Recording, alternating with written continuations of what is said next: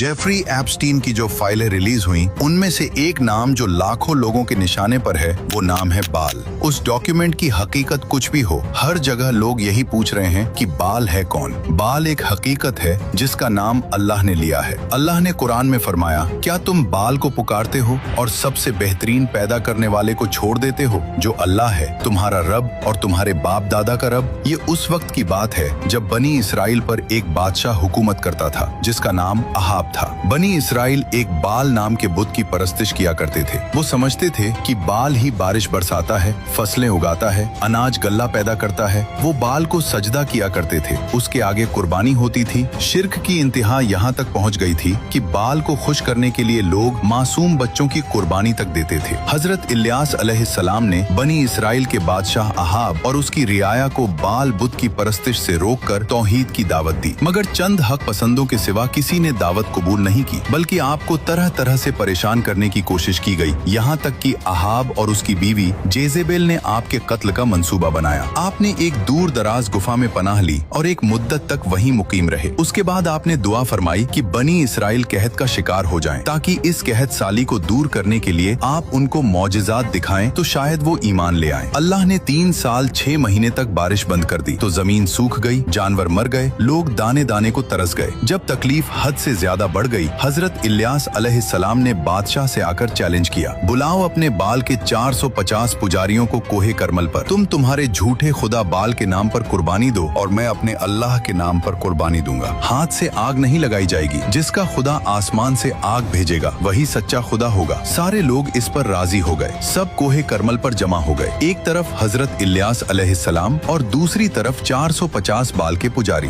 2 बैल लाए गए। पहले पुजारियों की बारी आई। उन्होंने एक बैल को काटा, उसके टुकड़े किए और लकड़ियों पर रखा। सुबह से दोपहर तक वो नाचते रहे, चिल्लाते रहे, ए बाल जवाब दे, जवाब दे। कुछ नहीं हुआ। सूरज तपता रहा, गोश्त सड़ने लगा। फिर वो अपने जिस्म को छुरियों से काटने लगे, खून बहने लगा, लेकिन आसमान से एक चिंगारी भी नहीं आई। बाल पूरी तरह से मुर्दा था। हजरत इलियास अलैहिस्सलाम की बारी आई। आपने ऐसा किया जो नामुमकिन था। 12 पत्थरों को जोड़कर एक कुर्बानगाह बनाई। कुर्बानगाह के चारों तरफ खंदक खोदी, लकड़ियां जमाई, बैल को ज़िबह किया और लकड़ियों पर रखा। फिर 12 बर्तन पानी, लकड़ियों और गोश्त पर ऐसे डलवाए कि सब गीला हो गया, यहाँ तक कि खंदक पानी से भर गई। फिर वो अकेले खड़े हुए और अल्लाह से दुआ की और उसी वक्त आसमान से आग आई। उसने सिर्फ गोश्त नहीं जलाया बल्कि सब कुछ जला के राख कर दिया। इस मौजिज़े को देखकर बहुत लोग सजदे में गिर गए। उसके बाद हजरत इलियास अलैहिस्सलाम ने अल्लाह से दुआ की। थोड़ी ही देर में काले बादल छा गए और जोरदार बारिश हुई। हमारे ऐसे अजीम उश्शान रब की कुदरत को देखकर अभी तक आपने कमेंट और शेयर भी नहीं किया।